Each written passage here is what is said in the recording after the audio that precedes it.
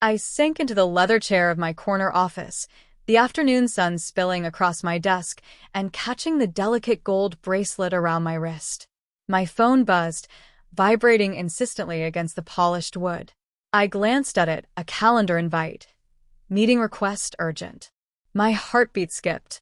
The very people who ignored my calls, dismissed my ideas, and left my messages unread were suddenly waiting for me. I smoothed the silk blouse over my shoulders, feeling the contrast between its softness and the tight knot of anticipation in my stomach. For years, I'd built this life quietly, meticulously, far away from their judgmental eyes. My team didn't know the full story, and that was how I liked it. My thoughts wandered to that time, years ago, when I was just a hopeful, uncertain girl trying to be heard in a room full of dismissive voices.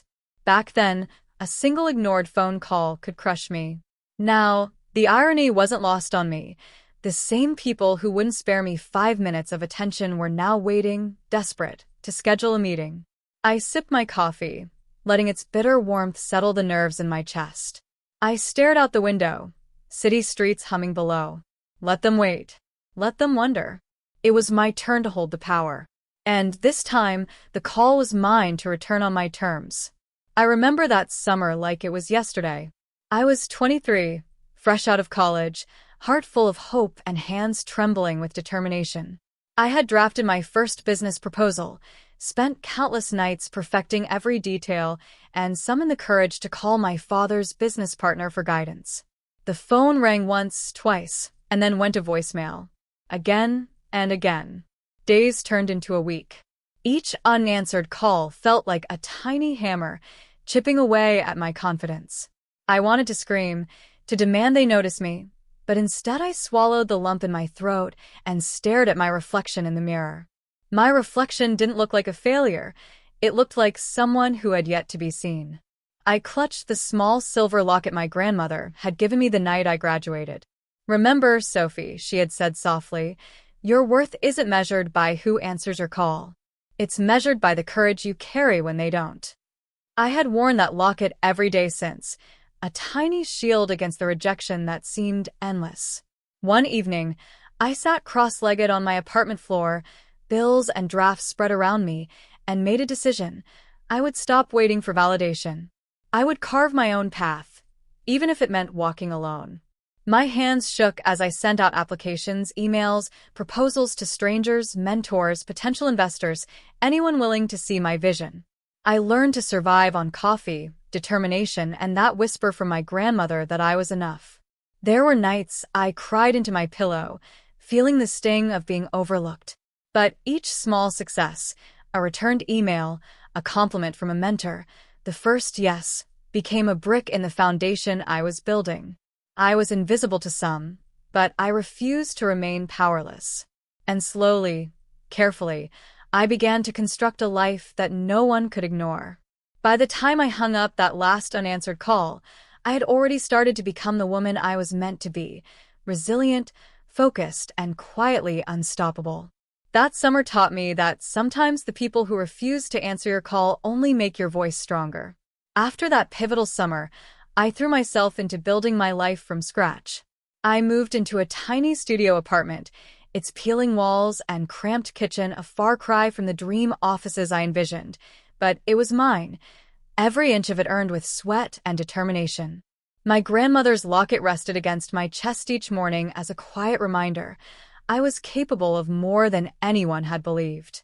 Then came Julia Morgan, a seasoned entrepreneur I met at a networking event. She saw something in me, a spark, a quiet fire that others had overlooked. "Sophie," she said one evening over dim coffee shop lights, "don't wait for doors to open. Build your own, and make them grand." Her words became my mantra. Under her mentorship, I learned the intricacies of negotiating deals, pitching clients, and turning ideas into tangible results. She challenged me relentlessly, but always with respect, reminding me that confidence was just as important as competence. The nights were long, often stretching past midnight, with spreadsheets glowing on my laptop and the faint hum of the city outside my window. I wrestled with self-doubt, the kind that whispers you're not ready, that someone smarter or richer would succeed before you could. But each small victory, landing my first freelance client, making my first profitable sale, seeing my account balance inch upward, reminded me that perseverance mattered more than perfection. I became adept at keeping my life compartmentalized. Family and old acquaintances never saw the late-night calls, the tense negotiations, or the hundreds of drafts that shaped my business. I posted modest updates on social media, a vacation photo here, a coffee snap there, but nothing revealing the financial independence I had clawed toward. I liked it that way. The element of surprise was mine to wield. By my late 20s, I had a small but thriving consultancy, a few loyal clients, and a network that respected me. I'd rented a tiny office downtown, furnished simply but with care, a space that felt like my own, not borrowed or inherited. The city buzzed below, oblivious to the hours of strategy, setbacks, and victories that had brought me here. I often reflected on the irony. The very people who had ignored my calls, deemed my ideas unworthy, or dismissed me as inexperienced had no idea that I now ran projects they might envy. And in that quiet knowledge, there was a powerful sense of satisfaction. I had built an empire of resilience, entirely on my terms. The locket never left me, tucked beneath my blouse as I signed contracts or pitched clients, a reminder of the girl who had once trembled at unanswered calls but had grown into a woman no one could ignore. Every small success, every quiet victory, was a brick in the fortress of my independence, and I intended to reveal it when the moment was right. The email arrived on a crisp Thursday morning. "Can we schedule a meeting? Urgent."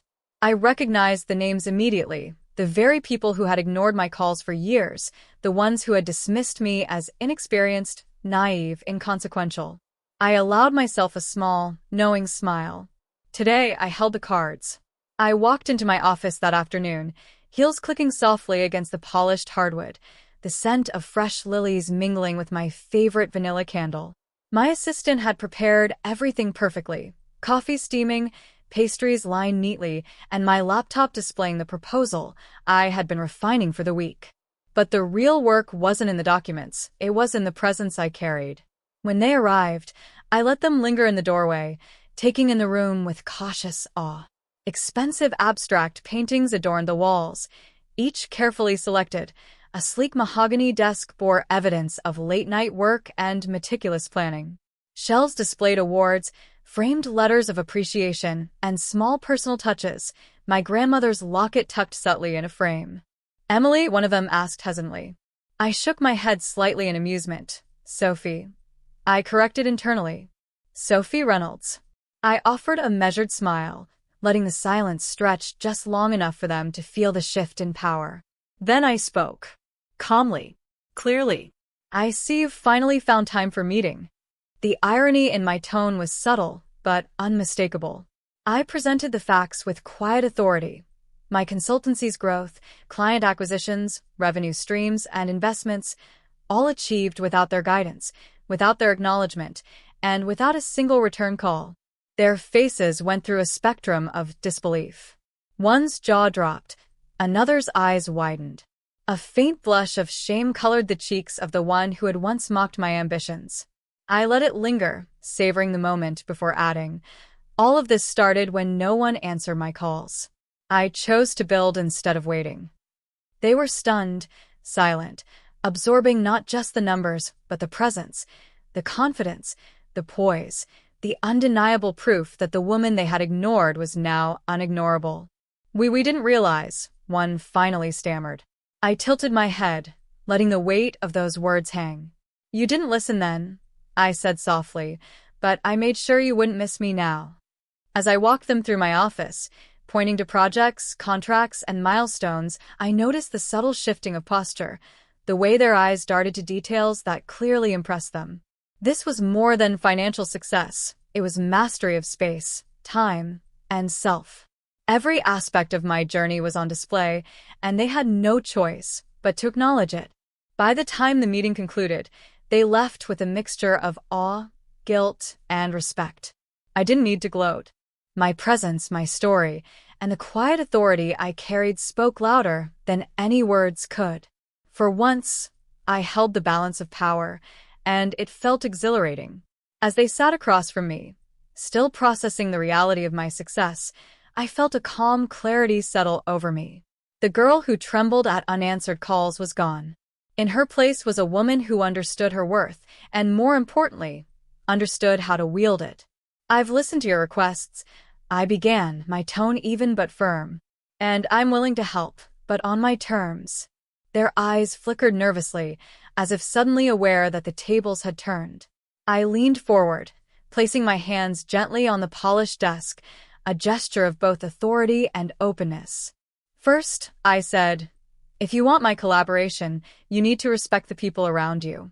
No dismissing voices. No ignoring ideas. Everyone in your team deserves that basic decency."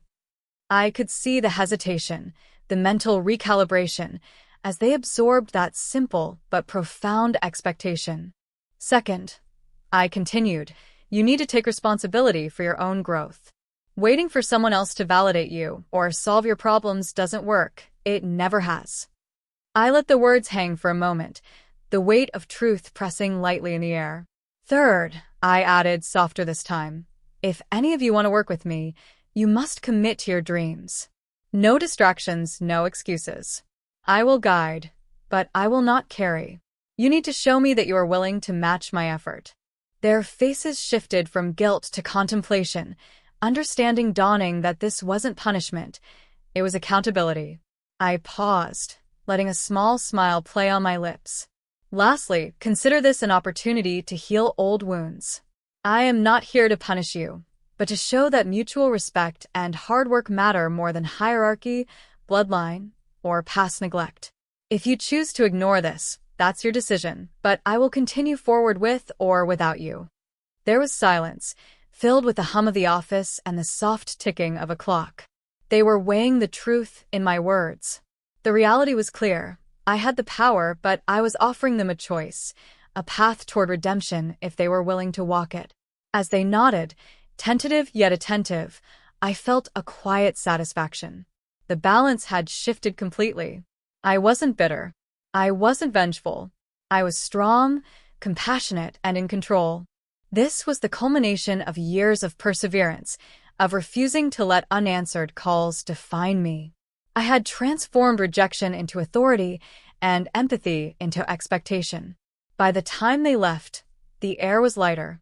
I had set boundaries, granted opportunities, and reminded them, and myself, that true power comes from self-respect and clarity. For the first time in years, I felt entirely in my element. The days that followed were quieter, but filled with subtle transformation. I noticed small changes in those who had once ignored me. Emails answered promptly, ideas met with respect, and genuine effort in their work. They weren't perfect, but they were trying. And that was enough. I sat at my desk one morning, sunlight spilling over my papers, the locket resting against my blouse. I traced its smooth silver surface with my finger and thought back to my grandmother's words. "Your worth isn't measured by who answers your call. It's measured by the courage you carry when they don't." The locket had been my shield, my reminder, my quiet companion through every setback. Now, it felt like a talisman of victory, not over anyone, but over the fear and self-doubt that had once held me hostage.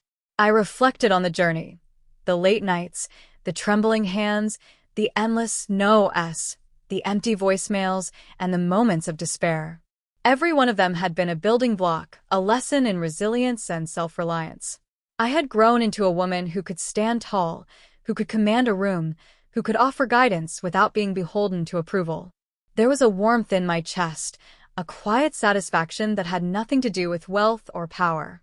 It was the knowledge that I had remained true to myself, that I had transformed pain into purpose and rejection into strength.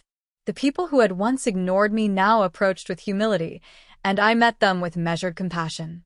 Growth wasn't about revenge. It was about integrity, boundaries, and self-respect. I looked out of the window, city streets bustling below, and allowed myself a private smile. Life had handed me unanswered calls, dismissals, and neglect, but I had answered with persistence, courage, and vision. I had created a space where my voice mattered, where my success was undeniable and where my presence was no longer overlooked. I lifted the locket, letting it catch the morning light, and whispered to myself, I waited for no one, and now everyone waits for me. In that moment, I realized that the power of my journey wasn't in proving them wrong. It was in proving myself right. And with that, I returned to my work, calm, confident, and unapologetically Sophie Reynolds, a woman who had been ignored, but who now commanded her own story, her own life, and her own destiny. The sunlight spilled through the floor-to-ceiling windows of my corner office, painting the polished wood desk in golden streaks. I adjusted my silk blouse, smoothing the wrinkles with fingers that had memorized the texture of determination long before the fabric ever touched my skin. My phone buzzed again, another reminder that the world expected me to be nothing less than in control. I didn't answer right away. There was a hesitation that only came with the knowledge that some calls carried ghosts. This one? From Mom and Dad. My parents. The same people who had dismissed my dreams of starting my own business 5 years ago. I took a slow breath, letting the scent of my morning coffee anchor me. The city buzzed beneath me, oblivious to the storm of thoughts swirling in my head. Pride mixed with a bitter sweetness. I had made it, but the wound from their rejection was still faintly raw. A memory flashed unbidden.